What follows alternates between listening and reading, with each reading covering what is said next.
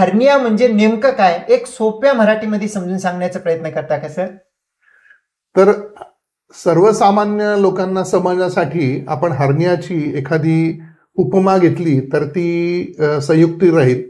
तर मी नेहमी माझ्या रुग्णांना सांगतो की गाडीचं टायर फुटून जर ट्यूब बाहेर आली तर आपण त्याला काय गेटर म्हणतो. तर थोडक्यात हर्निया म्हणजे काहीसा असाच प्रकार आहे की ज्यामध्ये पोटाचा हर्निया असो, त्याच्यामध्ये पोटाच्या ज्या तटबंदीमध्ये जे आतमध्ये आतडे आहेत, तर पोटाचे स्नायू कुठंतरी त्याच्यात गॅप आला, डिफेक्ट आला आणि आतडे बाहेर यायला लागले तर त्याला आपण हर्निया म्हणतो. अर्थात हा हर्निया जसा पोटातून बाहेर येतो तसा तो वर पण जातो की ज्याला हायटस हर्निया म्हणतात. म्हणजे पोटातून छातीमध्ये जठर गेलं त्याला हायटस हर्निया म्हणतात. किंवा जर पोटातून गुदद्वाराचा भाग खाली घ्यायला लागला तरी तो पण एक प्रकारचा हर्नियाचा आहे. ओके ओके सर, तुम्ही एकदम चांगली उपमा दिलात. टायर फुटलं आणि ट्यूब बाहेर आलं, पण पोटामधलं एकच चांगलं होतं की तो ट्यूब जो आहे, तो स्नायू आहे, तो फुटल्यानंतर सुद्धा वरती चमडी पकडून राहते, म्हणून आपल्याला आतमधली आतडी दिसत नाही आणि फुगीर भाग दिसतो, त्याला आपण हर्निया म्हणूयात. एकदम उत्तम उदाहरण दिलं सर. सर नेमका जर का आता हर्निया हा असा तुम्ही सर सांगितला, तर हर्नियाचे विविध प्रकार काय असतात? आता हर्निया म्हटलं की जसं आता डॉक्टर सम्राट म्हणाले की वरून चमडी शिल्लक असते, त्यामुळं जसं ट्यूब बाहेर आल्यावर माणसाला ट्यूब दिसते तशी ही दिसत नाही. पण ठराविक ठिकाणी हर्निया होणं हे कॉमन आहे. उदाहरणार्थ बेंबी, 2 जांघा, याशिवाय जुन्या ऑपरेशनचे व्रण.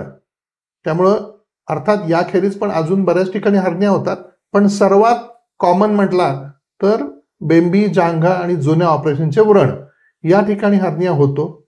आणि जर रुग्णाला या ठिकाणी फुगीरपणा जाणवत असेल किंवा दुखत असेल तर रुग्णांनी तज्ज्ञ डॉक्टरांना दाखवून तो हर्निया आहे की नाही याची खात्री केली पाहिजे. ओके सर, जर का तुम्ही हर्निया असं आहे म्हणून हे प्रकार सांगितलं, तर नेमका हर्निया का बरं होतो?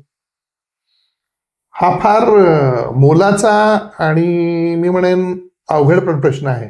कारण हर्निया का होतो याच्यावर खूप संशोधन चालू आहे. पण अमुक एक केलं म्हणून हर्निया झाला किंवा अमुक एक केलं नाही म्हणून हर्निया झाला असं पिन पॉइंट करणं अवघड आहे. हर्निया जनरली हा एक इम्बॅलन्स आहे किंवा मी म्हणेन पोटातलं प्रेशर आणि पोटाच्या बाहेरची जी तटबंदी आहे या दोन्हीमध्ये जर कुठं काय म्हणायचं की समतोल बिघडला तर मग हर्निया होतो. म्हणजे कसं की आपल्या पोटाच्या तटबंदीत काही मॅन्युफॅक्चरिंग डिफेक्ट आहेत. म्हणजे काय, आपली बेंबी आपण जेव्हा जन्म घेतो तेव्हा ती उघडी असते. मग ती नाळ कापल्यानंतर ती जेव्हा नाळ कापली जाते त्यानंतर व्रण बनून ती जखम बरी होते. अर्थात पोटाच्या बाजूला जे बाकीचे स्नायू आहेत ते लवचिक असतात. पोटातलं प्रेशर वाढलं की ते एक्सपांड होतात आणि परत रिलॅक्स होतात. पण आपला जो व्रण आहे तो मात्र असा होऊ शकत नाही. त्याची स्ट्रेंथ जी असते, त्याची ताकद असते, ती स्नायूंच्या 70-80% असते. त्यामुळे होतं काय, जेव्हा पोटातलं प्रेशर खूप वाढतं, कधी वाढतं, जसं की गरोदरपणात स्त्रियांचं पोटातलं प्रेशर वाढतं आणि मग बेंबी अशी हळूहळू थोडी उसवायला लागते. आणि मग एकदा उसवायला लागली की पोटात आपण रोज जे काही कार्यक्रम करतो, जेवणे, संडासला जोर, लघवीला जोर, खोकला, वजन उचलणे, यांनी पोटातलं प्रेशर वाढतं.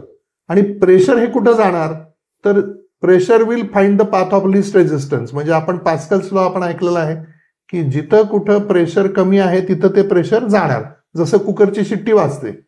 त्यामुळं जिथं वीक भाग आहे तिथून बरोबर मग पोटातलं जे हलणारा अवयव आहे किंवा मोबाईल स्ट्रक्चर आहे ते कुठलं आहे, तर आतडे किंवा आतड्यावरची चरबी, ते बरोबर तिथनं बाहेर यायला बघतं.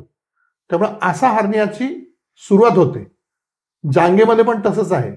एस्पेशली पुरुष मुलांमध्ये त्यांचं जे वृषण आहे किंवा अंडकोश आहे किंवा टेस्टिस आहे हे मुलाच्या म्हणजे बाळाच्या पोटात असतं, आईच्या पोटात असताना.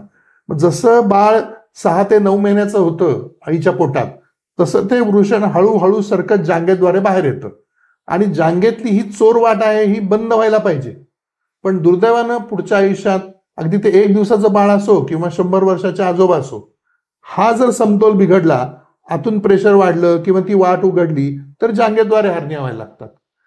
व्रणांमध्ये पण तसंच आहे, जुन्या ऑपरेशनच्या व्रणांमध्ये पण तसंच आहे. तर थोडक्यात कारण म्हणजे कमी स्नायूंची कमकुवतपणा, की ज्याच्यामध्ये कधी त्यातले घटक जे आहेत त्यातला बेसिक घटक आहे कोलॅजिन. तर त्यात फार खोलात न जाता इमॅच्युअर आणि मॅच्युअर कोलॅजिन हे 2 प्रकार असतात. जेव्हा एखादी जखम बरी होते सुरुवातीला इमॅच्युअर कोलॅजिन असतं आणि जसं ते दिवस वाढतात तसं त्याचं कन्व्हर्जन मॅच्युअरमध्ये होतं. ह्यातला जो रेशिओ आहे तो जर हेल्दी राहिला तर जखम चांगली होते, इमॅच्युअर राहिला तर जखम वीक होते, स्नायू वीक होतात. त्यामुळे कोलॅजिनचं विकनेस असेल, काही वेळा आपण बघतो की रुग्णांच्या फॅमिलीमध्ये वडिलांना आहे, आजोबांना आहे, मुलाला आहे, त्याच्यामध्ये कुठेतरी जेनेटिक कारण आहे. आणि याशिवाय दुसरं महत्वाचं कारण म्हणजे पोटातलं प्रेशर वाढणे, संडासला कुंथत राहणे, लघवीला कुंथत राहणे, खोकला, बरेच दिवसांचा खोकला अंगावर काढणे, या सगळ्या गोष्टींच्या इम्बॅलन्समुळे कुठेतरी हर्नियाची सुरुवात होते. अजून आपल्याला काय सुचत असेल तर आपण पण सांगू शकता. जवळपास सगळे तुम्ही कव्हर केले सर.